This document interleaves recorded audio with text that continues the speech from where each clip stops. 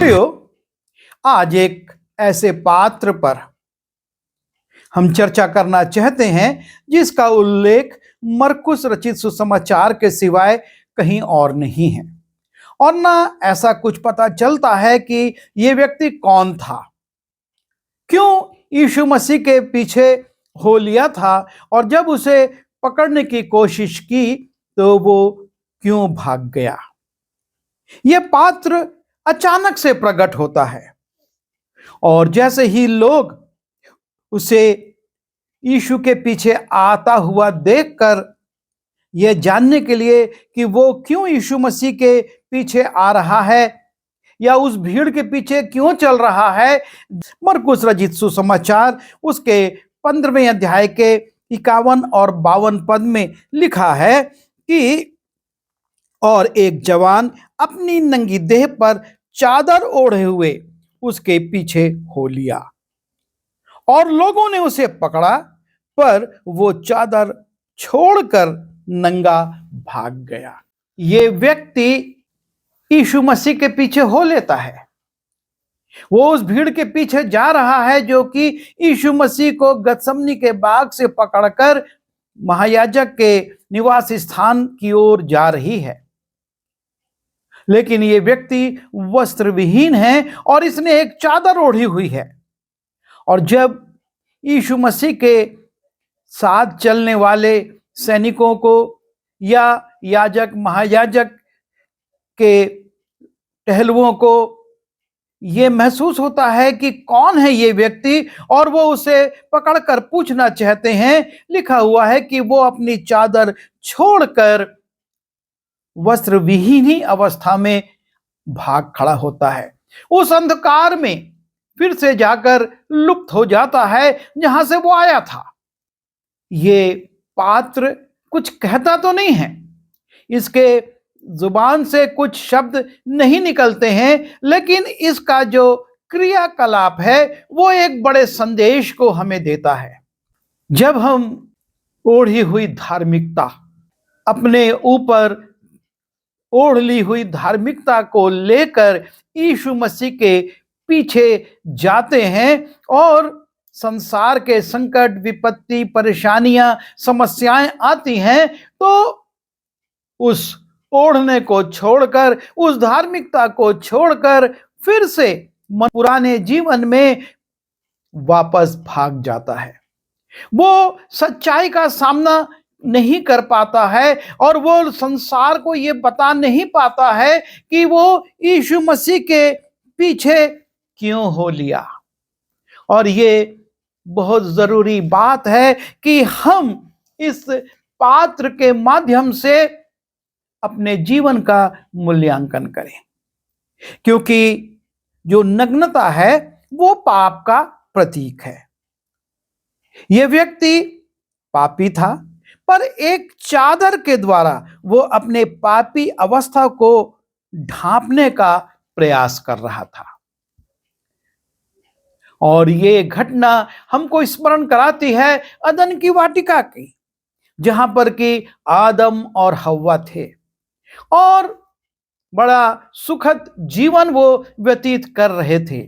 पर जैसे ही पाप उनके जीवन में आया, आज्ञा उल्लंघन उन्होंने की, वर्जित फल को खाया, उन्होंने सबसे पहले जो महसूस किया कि उनके शरीर पर वस्त्र नहीं है, वो नग्न हो गए, अर्थात पाप उनमें प्रकट होने लगा और वो अपनी इस नग्नता को छिपाने के लिए पत्तों का सहारा लेते हैं, पेड़ों के पीछे छिप जाते हैं ताकि परमेश्वर से उनका सामना ना हो, परमेश्वर को वो दिखाई ना दें।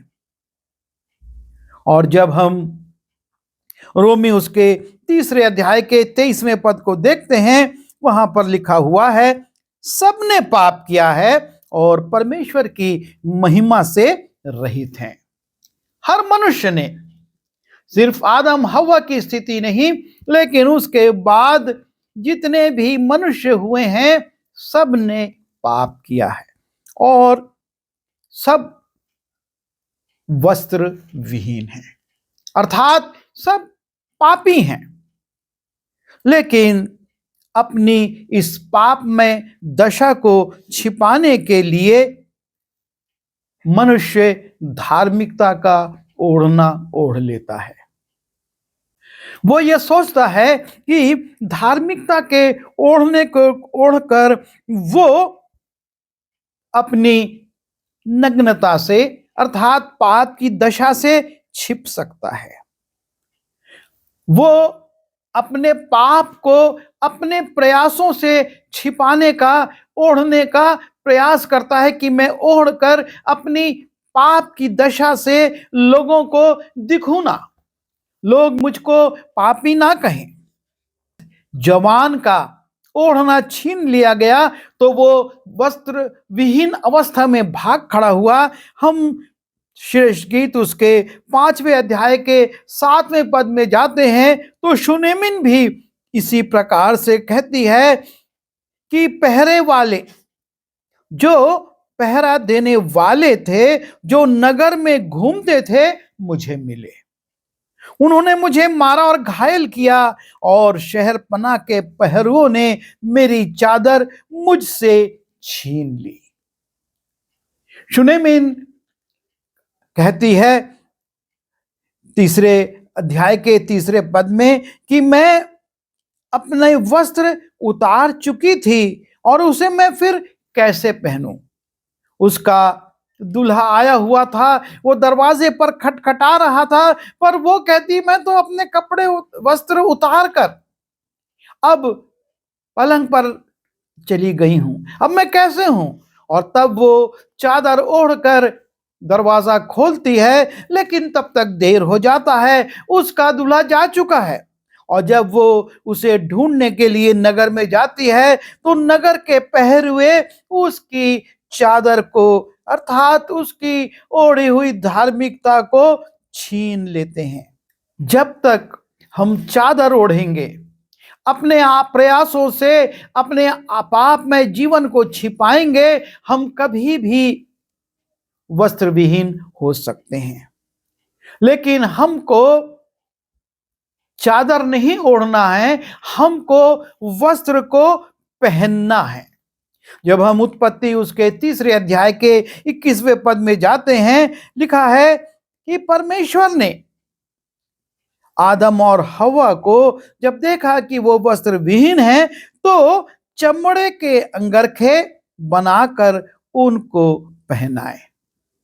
परमेश्वर ने उनको चमड़ा उड़ा नहीं दिया या लपेट नहीं दिया ऊपर से, लेकिन लिखा है चमड़े के अंगरखे बनाकर उनको पहनाए। यह है परमेश्वर का काम, जो कि आपके और मेरे पाप को ढांपने के लिए हमको वस्त्र पहनाता है। परमेश्वर उसको ओढ़ा सकता था, पर वो जानता था कि यदि मैं इसे उड़ाऊंगा तो ये कभी भी गिर सकता है और ये फिर पाप की दशा में या वस्त्र विहीनता की दशा में आ जाएंगे। जब हम इफिसी उसके 6वें अध्याय के 14वें पद में जाते हैं, वहां पर शैतान का सामना करने के लिए पौलुस कहता है सत्य से अपनी कमर कसकर और धार्मिकता की झिलम पहनकर हमें उसका सामना करना है। धार्मिकता की झिलम को पहनना है। ये झिलम पहनी जाती है, ओढ़ी नहीं जाती।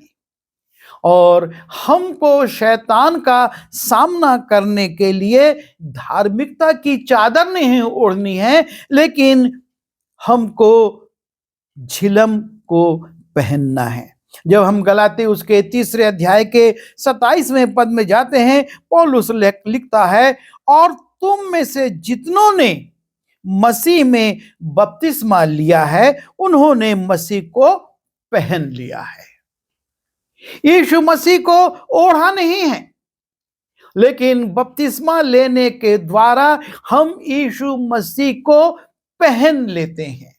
हम इसी अंतर को देखने का प्रयास कर रहे हैं कि ओढ़ लेना और पहन लेना, ये दो बहुत अलग बातें हैं। इस जवान ने यदि वस्त्र पहने होते तो उसको पकड़ने के लिए जब लोग आए तो वो अपने वस्त्र नहीं छोड़ता, लेकिन वो वस्त्र सहित भाग खड़ा होता। लेकिन चूंकि उसने उस चादर को ओढ़ा हुआ था और वो चादर छीन ली गई और वो भाग खड़ा हुआ।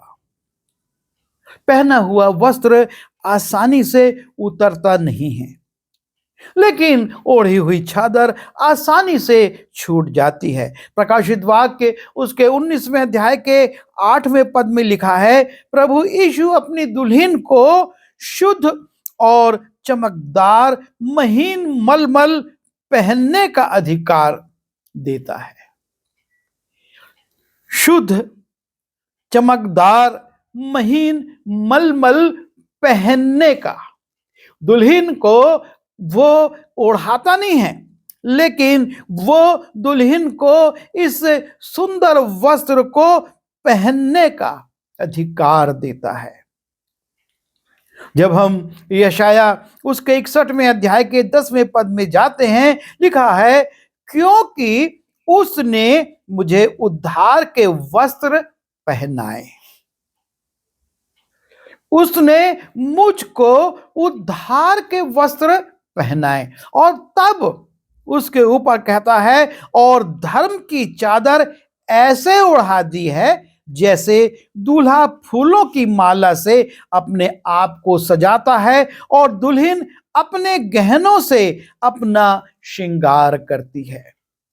उद्धार का वस्त्र पहनना आवश्यक है।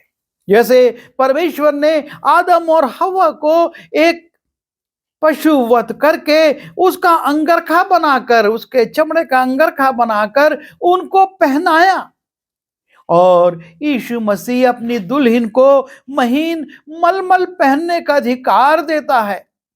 और जो यीशु मसीह में बपतिस्मा लेते हैं और वो उसे पहन लेते हैं, उनको परमेश्वर उद्धार का वस्त्र पहनाना चाहता है और उसके ऊपर धार्मिकता की चादर उड़ाता है।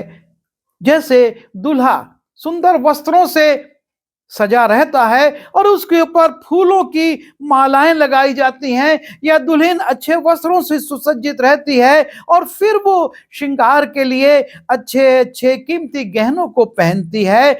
हमको पहले उद्धार का वस्त्र पहनना है, तब हमारी जो पाप में दशा है वो छिपेगी। जब तक उद्धार का वस्त्र हमारे शरीर पर नहीं है, हम कोई भी चादर ओढ़े, हम फिर से पुरानी दशा में आ जाएंगे।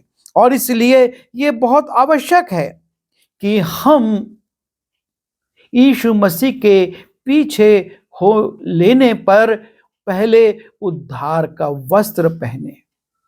हम प्रभु यीशु मसीह को बपतिस्मे के द्वारा पहन लें। हम शुनेमिन के समान गलती ना करें, लेकिन हम उद्धार के वस्त्र को पहने, ताकि जब विपत्ति आए, क्योंकि जितने भी यीशु मसीह के पीछे हो लेना चाहते हैं उन पर विपत्ति तो आएगी, उन पर कष्ट तो आएगा, उनको संसार पकड़ेगा, उनसे प्रश्न उत्तर किया जाएगा। और तब जिन्होंने उद्धार का वस्त्र पहना हुआ है वो अपने पाप में दशा में नहीं आएंगे, लेकिन वो उसकी गवाही देंगे। पर यदि इस नौजवान के समान चादर ओढ़ ली तो निश्चय जब विपत्ति आएगी, संकट आएगा, वो भाग खड़े होंगे। प्रभु हमारी सहायता करे कि हम इस पात्र के माध्यम से वो गलती ना करें जो उसने करी और वो फिर से अपनी पाप में दशा में लौट गया, लेकिन हम उद्धार के वस्त्रों को पहनकर, प्रभु यीशु मसीह को पहनकर, उस मलमल की चादर, उस चमकीली चादर को पहनने का अधिकार प्राप्त करें, जो कि प्रभु यीशु मसीह अपनी दुल्हन को देगा। आइए प्रार्थना करें। प्रभु जी, हम आपके चरणों पर आते हैं। हमने इस पात्र के द्वारा देखा कि आप हमको ये चाहते हैं कि हम लापरवाही ना करें, वरना विपत्ति आने पर हम फिर से अपनी पुरानी अवस्था में भाग खड़े होंगे। लेकिन हम उद्धार के वस्त्र को पहनकर, आपको पहनकर, और प्रभु जी आपके द्वारा दिए हुए उस उद्धार को, चादर को ओढ़कर आपके पीछे हो लें, ताकि जब संसार प्रश्न करे हम उसको उत्तर दें और हमको पापमय दशा में ना जाना पड़े। प्रभु हम सबकी सहायता करिए। बिनती यीशु मसीह के नाम से मांगते हैं, आमीन।